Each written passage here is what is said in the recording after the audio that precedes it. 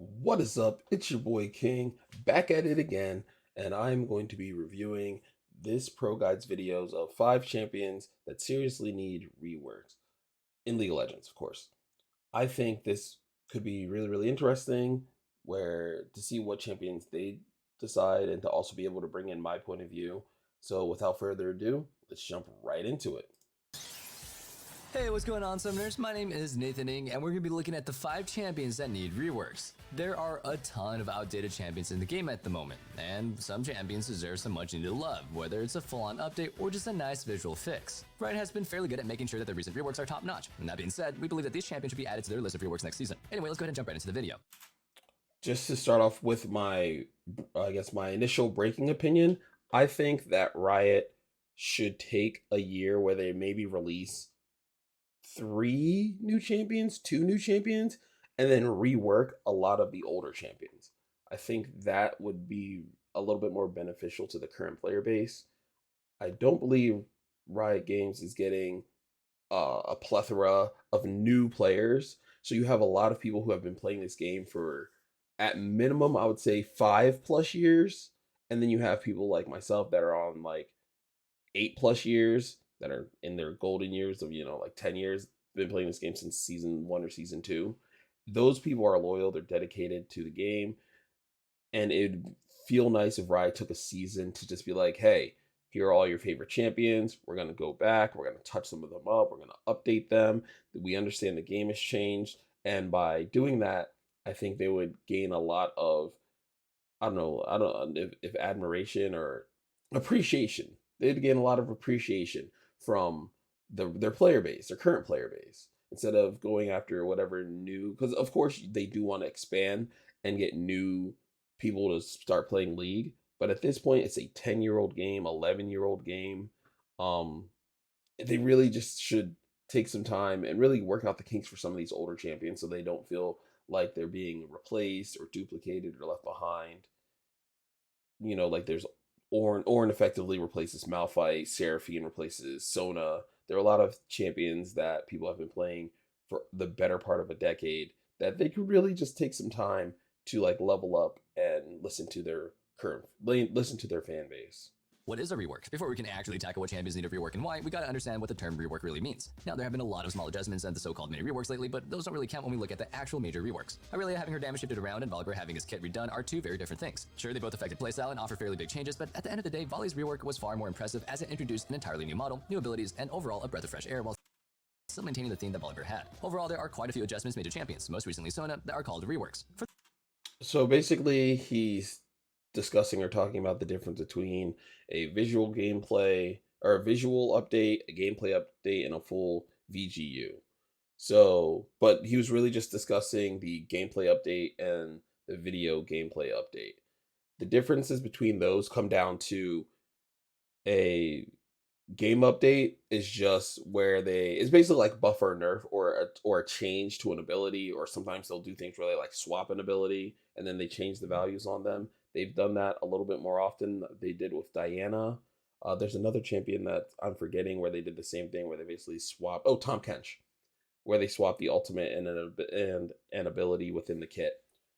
Visual gameplay update is when they completely change the aesthetic of the kit, the values of the champion, while still trying to hold on to the theme.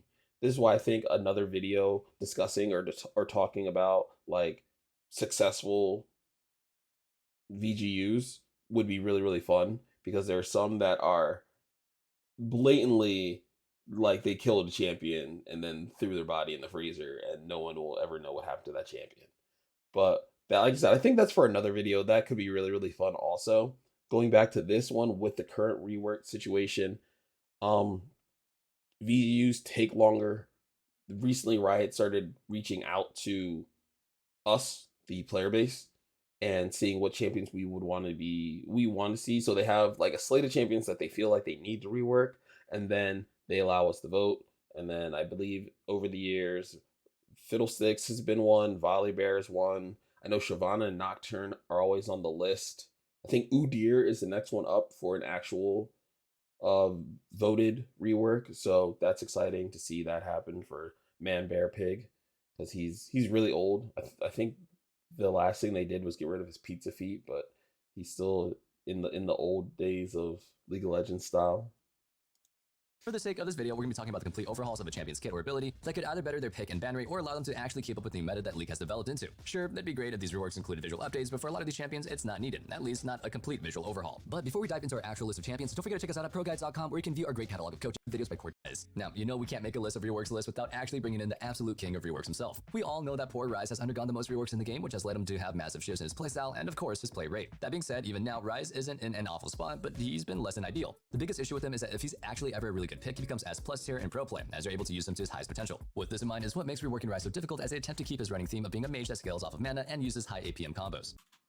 I think Rise, the idea that they try to focus around Rise initially was to be almost like a spam input, so that way you're comboing your abilities, especially in the late game where the cooldowns are very short. And in his old kit, and even in his new kit now, certain abilities reset other abilities or kept enemies in a location long enough for the rest of your abilities to come off of cooldown, which made for a really, really fun playstyle if you enjoy like button spamming and things like that. Because with the term roll face comes to mind because you could roll face on keyboard and literally, knock out half of a team with the old Rise. I think the issue now is like he's stating, Rise is in a position where his playstyle doesn't quite match the game any longer, in a weird way, because he should be okay, but he's just like bad in most regions of play. And then if he's like even a smidgen better than okay, he's like broken in pro play. Like we saw what happened. We saw what happened at Worlds 2015, 2016, whichever one. Like Faker was playing Rise and everybody thought he was just doing it to like hide his power, like suppress his power level. And then he went Super Saiyan God, Super Saiyan mode, and just was blasting everything out. So yeah, Rise is tricky. The same thing used to happen to Akali, where Akali would be real after her rework. In solo queue, she had like a 45 or something percent win rate, but then you wouldn't stop seeing her in pro play because they understood and they mastered the champion to like the 10th degree. So I think with champions that's probably the hardest breakdown for League of Legends when it comes down to fixing champions that are really, really, really good, higher than, let's say, Diamond and within pro play, or I would say higher than Masters and in pro play, versus the broad spectrum of their player base, which the bulk share of players reside between like silver 4 and silver 1, you know? Ryze maintains some of the lowest play rates in the game at the moment, since he's not only extremely difficult to utilize, but he's also a little bit lackluster. People that play him agree that he's a ton of fun because of his combos, and he offers a ton of versatile gameplay as well as even more versatile itemization options. That being said, it's simply not enough to make Ryze popular in his current state. At best, Riot can look to rework his kit yet again into more fluid burst mage that offers high-speed combos and decision making. This will make him more niche than a rapid burst mage that is easily replaced by champions like Anivia or LeBlanc. Just keep in mind that with this one, he's gone through a lot of different changes, and they seem all either to make him weak or just too strong, and right now, he's kind of in an okay spot. It would just be nice to finally have him placed into a nice and healthy position. Now, while we're on the topic of mid laners, we've got to mention how badly Aurelion Sol needs. So before we go on to Asol, I think he like he said he kind of agreed with what I was saying, that Rise is like okay now. He's not like bad, but he's not like good in either direction. I think they trying. So when they reworked him to have the teleport on his ultimate, they tried to give him a bit of utility to kind of pull him away from just being like a burst mage damage focus only. And that's good, but they also changed his one of his abilities. I think two of his no, they changed his Q. His Q used to be point and click. I think all of his abilities used to be point and click. That was one of the issues. So to increase the skill level, they did change his Q to a skill shot, which means he has the chance to miss it. But I don't know. It moves kind of quickly, has a pretty decent hitbox, good range. I think it's as far as like an Ezreal Q, so it's not like you're gonna miss a lot. But I think they should either push more into the direction of making Rise a utility based champion and say, okay, he's able to slow more. And maybe he's able to AoE slow, and he's able to maybe AoE slow and then like individually stun kind of thing. So if he scatters his E, so I don't know if you so if you know, Rise's E is a point and click ability where it hits a target, and then if you cast it again, it'll spread out to targets close to it. So imagine if he could cast his E, it spreads out to, maybe 3 out of the 5 players, and then he's able to lock one player down, and then all the other players get like a 50% slow for like 1 second or something like that. That would be something to up his utility. And then you bring down his damage numbers so he's not just like hard comboing people in like a side lane, or just like one shotting entire teams like Aphelios was. But um doing something like that would pull him more into a utility side. Or you could remove the teleport and give him a big like damage increase like he used to have. So then that way he's really, really good at like soloing and 1v1ing, and he becomes almost like an AP fighter assassin, AP mage assassin kind of thing, and doesn't have any utility. You mitigate or minimize the slow, or you take away the slow and you change it to something else.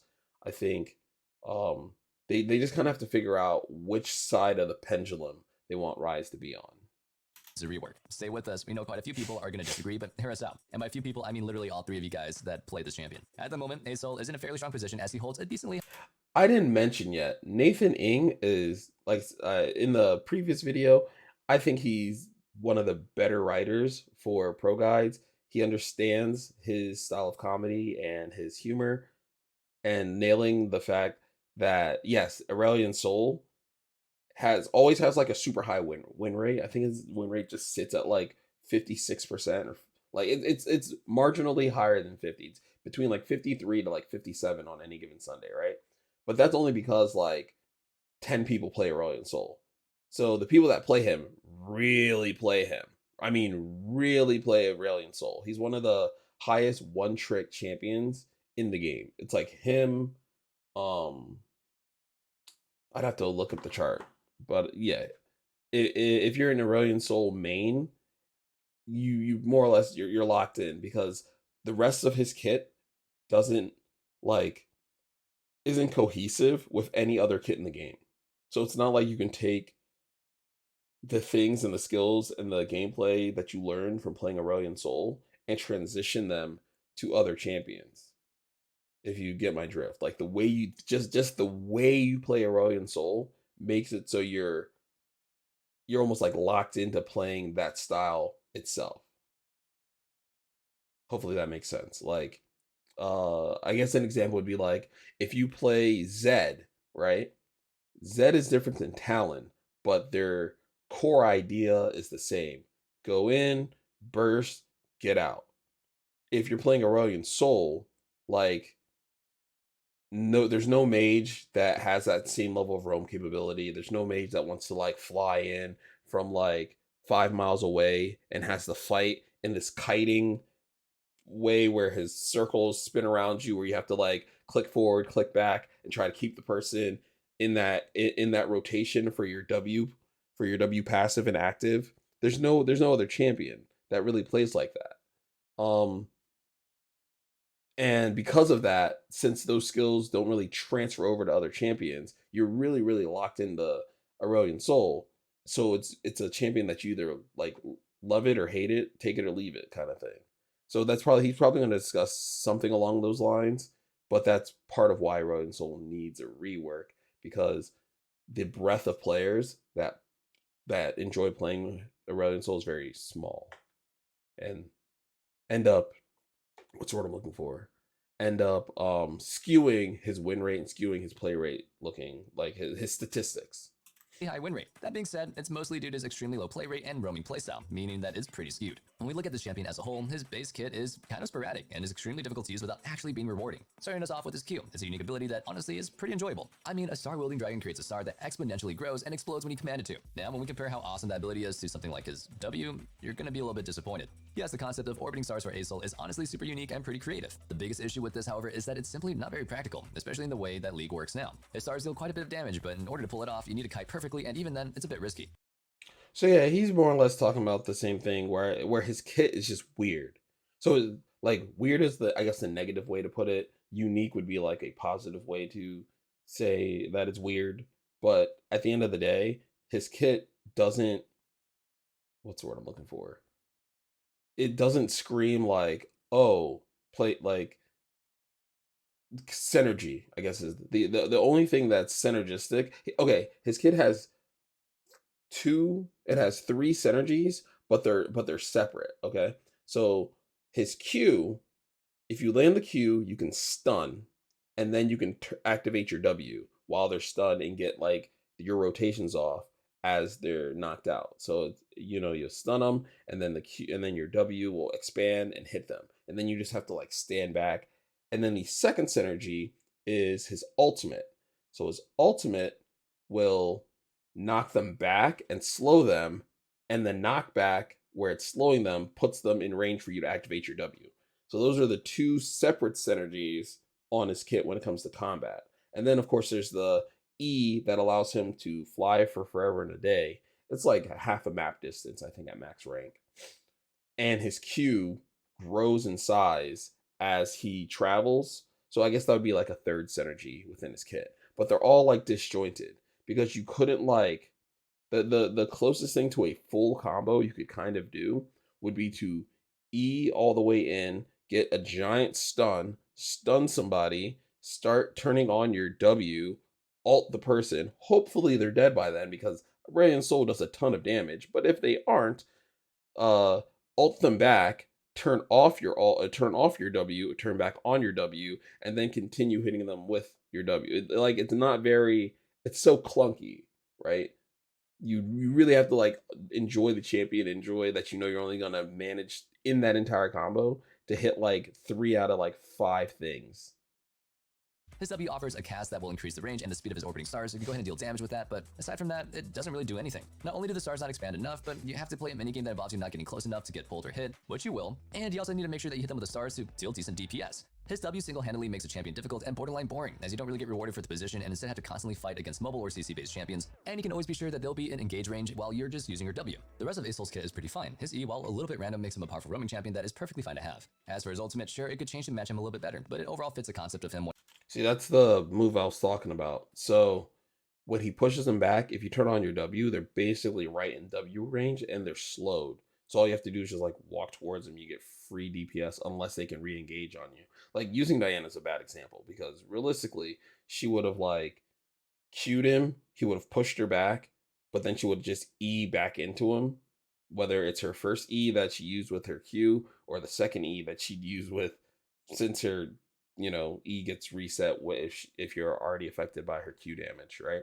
So that's using Diana as a bad example. And but again, like they're saying, or like he's saying, a lot of the issues with Horizon Soul come from all in champions. So if like Leona gets on him, J4 gets on him, people who can play really, really well within that W radius give him a hard time, especially if they provide or have any type of CC.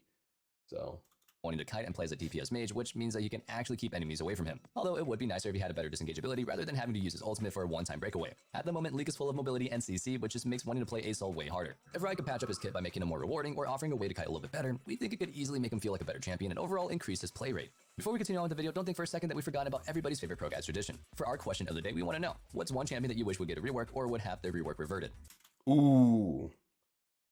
If you've made it this far into the video and you're enjoying the content, please feel free to drop a like, follow, comment, anything that you feel that you would want to engage with this. It helps me out tremendously. We're on our way to 10 subscribers, which is kind of lit. I'm really, really excited. And then we'll just see where we go from there. So feel free to subscribe to the video, like the channel, or like the video, subscribe to the channel. Drop a comment if you have any constructive criticism. That's always appreciated. How I can make these videos better, more entertaining, more interesting, or more educational. Like I said, anything helps. And oh, and feel free to like in the doobly doos down below, check out the socials, join the Discord. I'm using that more where we hang out, go in there and have discussion and theory craft and things like that. So feel free to do that as well. But like I said, if you're enjoying the video, I appreciate it. And with this question, what's one champion you wish would get a rework or you wish could get the rework reverted? Um Champion that I wish could get reworked. Ah, my brain. Okay, champion that I want to get reworked right now would be this is crazy. I'm actually blanking right now. There's so many champions who do what I want to get in that. Oh, Rammus. Well, Rammus just got like a fake rework. So I guess he'd fall into the reverted category. I don't like his ultimate. I don't think it thematically fits him. But if I had to, I can figure out the who I'd want reverted. That's easy. I miss playing Graves AD carry, and I miss the way they changed Lucian because they changed Graves because people used to say, "Oh, well, why play Lucian or why play Graves whenever one was stronger than the other?" But they had completely different play styles. They were like more akin to like Ken and Ryu in Street Fighter, and now they've gone to make like Yasuo and Yone, which is again a Ken and Ryu kind of motif, where you have two champions that fit very, very, very similar archetypes, but have completely different play styles. Lucian was more like stand back, poke, blast, move around to be more like a floaty, elegant boxer style, where Graves was like in your face, brawling, like he needed to get right in your grill, so that way when he hit his Q, it hit all three shots. He was still tankier than Lucian, so it's one of those things where yeah, they look similar. They both had a dash on their E's, but outside of that, they were genuinely different champions. And I wish like 80 carry break Graves still existed, especially in metas where you can play more caster 80 carries that can do that. Like they kind of got away from that with the Urgot rework and change, but old Graves was a ton of fun. For those of you that remember old Graves, being able to literally just walk up and just fist fight in the enemy bot lane. For a long time, my buddy, my old housemate and I used to run Graves Tarek in the bot lane. Sheesh. Beautiful time, okay? Beautiful. Because Tarek had a point and click stun, and then you can slide up on somebody, hit him with your Q, smoke screen him, auto attack him. It was just a good time. But yeah, whoever you would have, whatever team or person that you would want, put that down in the comments below. For who you would give a rework or who you would have reverted from their current rework. Let us know your answers in the comments down below. Mine would probably have to be Graves. I really enjoyed playing him as an ADC way back in the day. Wow, I got that boomer tech. Nonetheless, let's get back to the video and take a look at our next champion. That's silly. I mean, for those of you that played him, you know why. He was just fun. It's a fun style, similar to Lucian, or he was because he came out way before Lucian, but like similar to like Lucian-ish. Like now, again with the whole sliding and diving, but again, like I explained, he was definitely more of like the fighter of an 80 carry. Pulling us back into the video, we've got one of the few marksmen made for the top lane, Quinn. This powerful laner is somebody that always caught the eye of many laners due to her unique kit when it comes to the top island. Alongside her decent range and great kiting power, she offers a talent-esque playstyle as she's able to quickly traverse the map due to her Why is Quinn coming up in all my videos now? Okay, so anyway, we already talked about Quinn's playstyle that they had mentioned for the OP hidden Korean builds or whatever. I personally think Quinn's a better mid laner. If they could, I would like for them to rework her into a jungler. I believe it might have been Vars's video, why no one plays Quinn. He talked about how she's literally the only scout in the game.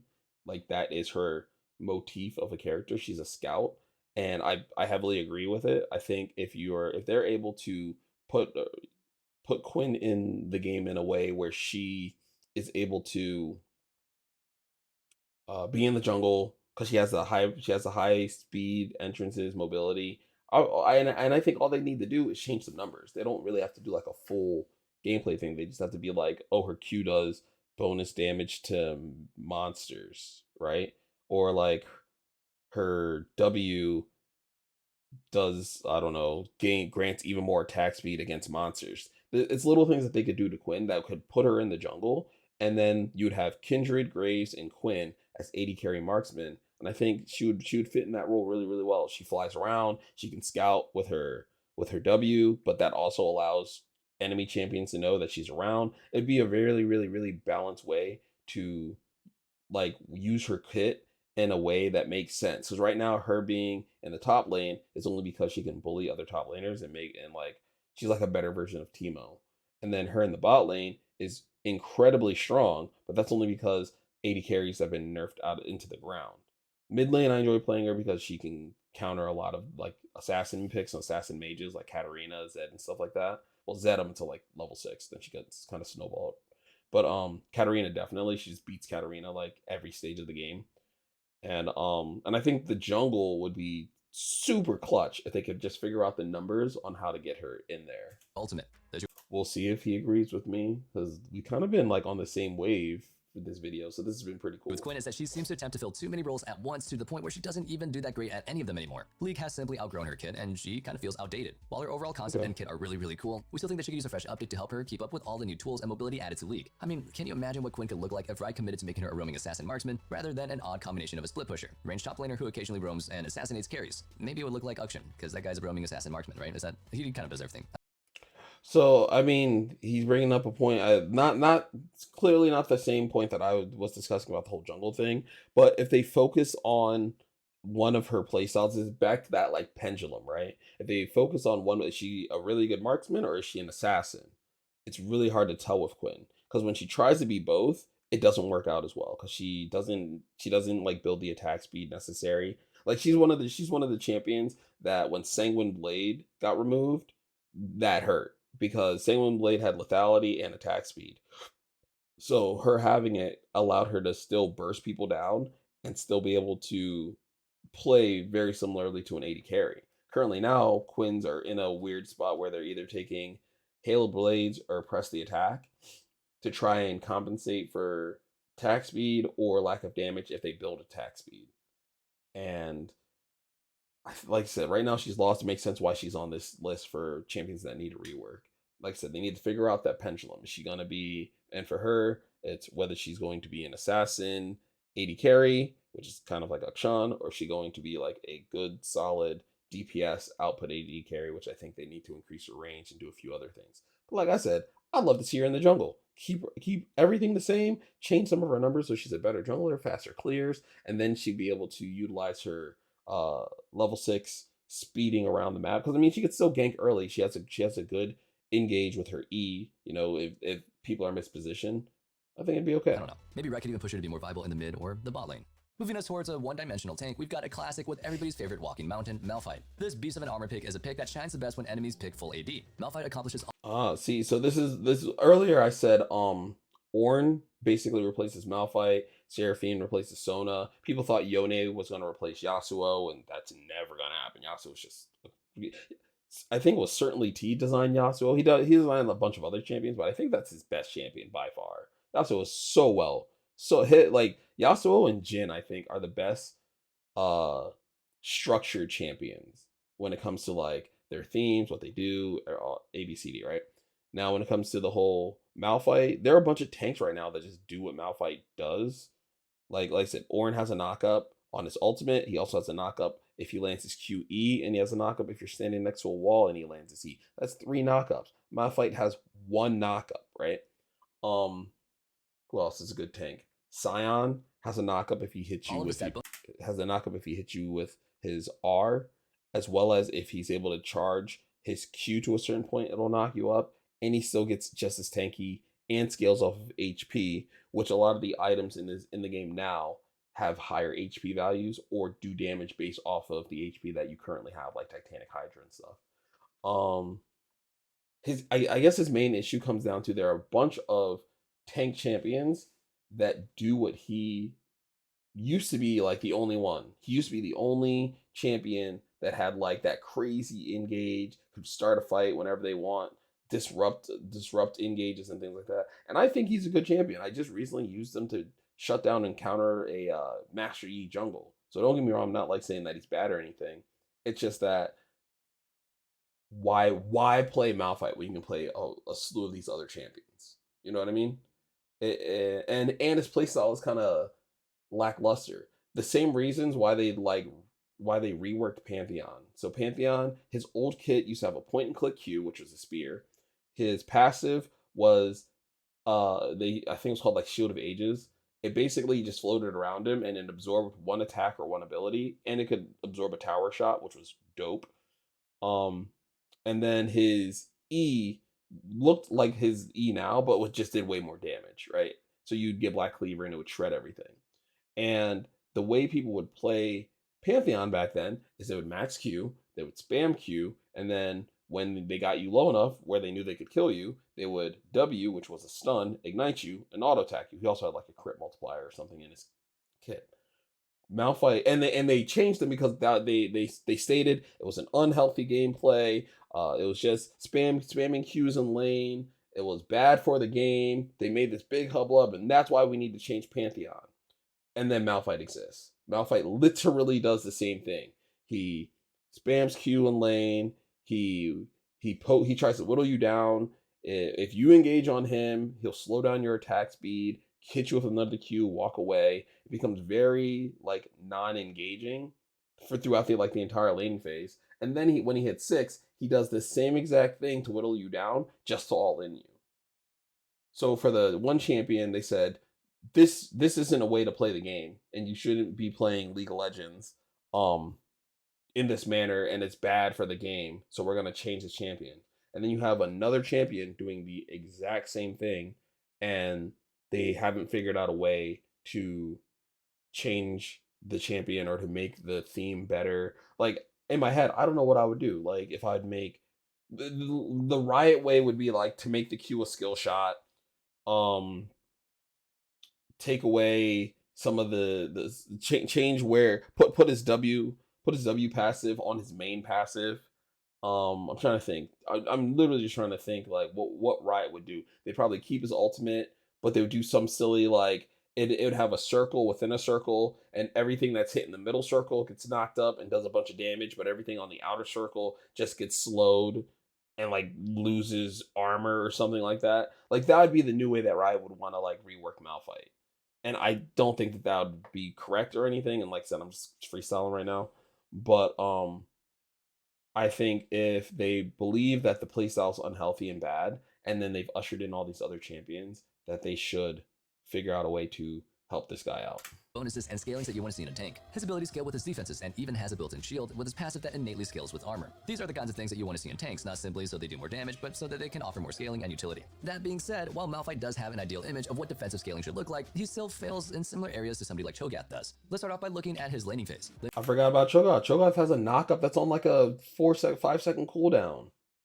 Like there are super tanks that can do the same thing that The he entirety of does. Malphite's laning is his Q and maybe his E if somebody gets close enough. With the potential to take Arcane Comment, Malphite plays entire laning phase like a game of spamming Q on the enemy until they lose enough HP to get all in. This is similar to somebody like the old Pantheon who would just run up to you and chuck spears at your head until you got low. Not only does this make laning as Malphite extremely boring, but it makes laning against them extremely obnoxious.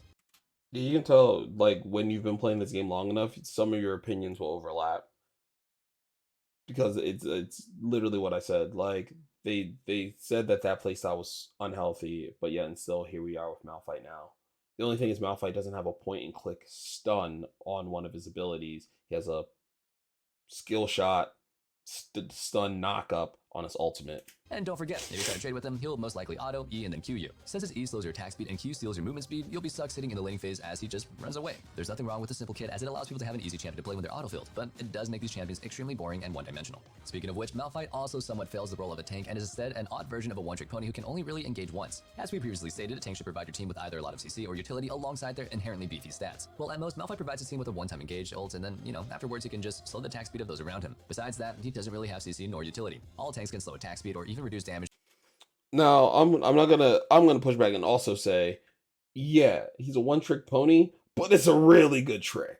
It's like a really good one trick. You know what I mean? It's like you get one trick ponies that are like trash, and then you get the one trick pony where you're like, wow, that's an amazing trick. Do you do anything else? And they're like, nope, this is all I do. And you're like, I'm not even mad at that. That because that knockup on that ultimate is fierce. The speed in which you come in, the knockup duration, the damage that they can do, especially if you're building like a full AP Malphite. wonderful stuff. It's just like I said, other champions can do similar and or the same thing in multiple instances, just a tad bit better, and still be tankier than all get out. You know what I mean? Thanks to items like Randuin's and Frozen Heart, which means that it's not that special to Malphite anymore. Also, a lot of tanks offer a great engage tool, which means again, Malphite's ultimate isn't that special, but I mean, it still hits like a truck. The difference is other tanks like Ornn are able to engage a fight and then constantly harass the enemy with crowd control. It's great for Malphite to be an easy to play tank, but it doesn't mean that he has to be useless when compared to his peers when it comes to the same class. It'd be cool to see what Riot can do when they put more effort into a rock-wielding mountain. Before we move on, if you want to join an amazing community of people that loves lists, talk pieces, and other things such as this, check out the Discord using the link found in the description. What are you waiting for? Go ahead and join. Anyway, let's go ahead and get back into the video. Last but certainly not least, we've got Illaoi. This incredibly unique user has one of the coolest kits in the game, and this ironically is what makes her feel like she needs a rework. Yes, Illaoi's technical mechanic is creative and honestly a little bit weird and kind of fun from a game perspective, but with all these new mobility and items in League of Legends, Illaoi has slowly fallen out of favor. But before we dive into that, I think Riot is just missing the mark on. I'm coming to the realization that depending on how a champion is almost like debuted will also give a champion a certain amount of like whether people like the champion, I guess is the way I want to put it. Because so Alawi, I don't think Alawi's in a bad spot. I think the counterplay to her sucks because you can just like walk away from her ultimate, but effectively she's in a pretty decent spot when it comes to like matchups where the other person also wants to engage and fight. I believe there's a YouTuber named Dirty Mobs. He is the Alawi guy for North America, and he still does relatively well with Alawi. There's this Korean player that is in, I believe, he was in High Diamond. He might have pushed to Masters, and the rest of like the Korean hierarchy of like pro players and challenger players basically use him as like the canary in the coal mine to be like, is Alawi good right now or is Alawi bad? Because like the higher up that person is, they're like, okay, Alawi's pretty good. But then when he falls back into like diamond, like lower diamond, they're like, okay, stay away from Alawi. So she's not really bad. It's just that she has a dedicated fan base. She's basically the majority of this list has been like one trickable champions. Or I mean every champion's one trickable, but like champions that have a high one trick following. So I don't know. Like I don't think Alawi's bad. I don't know if I agree with her needing a rework. let's go ahead and take a look at how she suffers from a similar laning phase as Malphite. Sure, she does offer a little bit more interactivity as she can 1v2 the laner and jungler for some cool plays. However, at the base of it, her laning phase can be boiled down to her E. During the lane, Illaoi is just looking to E her opponent and gain the HP advantage this way. It becomes a pretty repetitive cycle that just becomes annoying for anybody facing her and boring for people playing her. Not to mention that there is no other choice but to run away from Illaoi when she takes her soul with her E. Before, if you were to pick a fight with her, you could actually benefit from trading with her when she took your soul, since it would reduce the time that your soul is exposed. That also made it confusing because I think the thing with Alawi that's most confusing, and then just might be because I don't play her enough or play her often. If I pull somebody's soul, I personally don't know. Like if they start to fight me, should I keep on hitting their soul or should I go and start hitting them? Like I feel like I should start hitting them, but then I lose the benefit of the reason why I pulled the soul, right? Like I just don't know. I wish I knew. I don't have the answer to that one. If you know how you're supposed to play Alawi in that context, please let me know down below. Highly appreciated. With the removal of this mechanic, there's honestly no reason to trade with her at all, and you should instead just run away unless you can 100% kill her. Beyond this fairly boring laning phase, Illaoi's ultimate can still remain one of the coolest things to witness, but it's also extremely easy to play against. If Illaoi casts her ultimate, you can simply just walk away, and there's not really anything that you can do about it. She doesn't have any CC to keep you near her ultimate by any. Yeah, I mean, in a weird way, like you said, for the first thing, there's no reason to try to fight her when she has your E. You run away, and then when she ults you, run away. Simple as that. If you do that, like Alawi wastes the bulk share of her kit and can't really do anything. She's a great fighter. She's a great team fighter. Like if we're in a team fight meta, oh my goodness, she's wonderful. She heals through everything. She does a ton of damage, but we're not. We're in a high burst meta, high DPS meta. Like I said, in a month when Worlds kind of starts rolling through, you're going to see more of that team fight come through because it just makes for better League of Legends. But for the here and now, for the majority of the season, she doesn't really make sense to play. But yeah, if you start seeing Orns and what's his name, Malphites again in the top lane, you won't see Malphite in pro play. He's very niche. They brought him out a little bit, but he's still super niche when it comes to pro play. They'd much rather play like Ornn and other champions. But oh, that's the cat.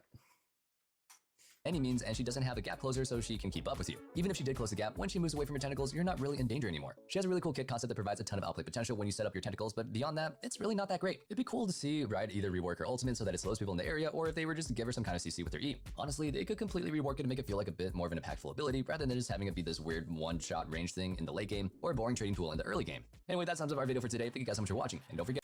All right. So that pretty much brings us to the end of the video as well. Like I said, a lot of these champions kind of fall under that one trick category. Like we saw Rise.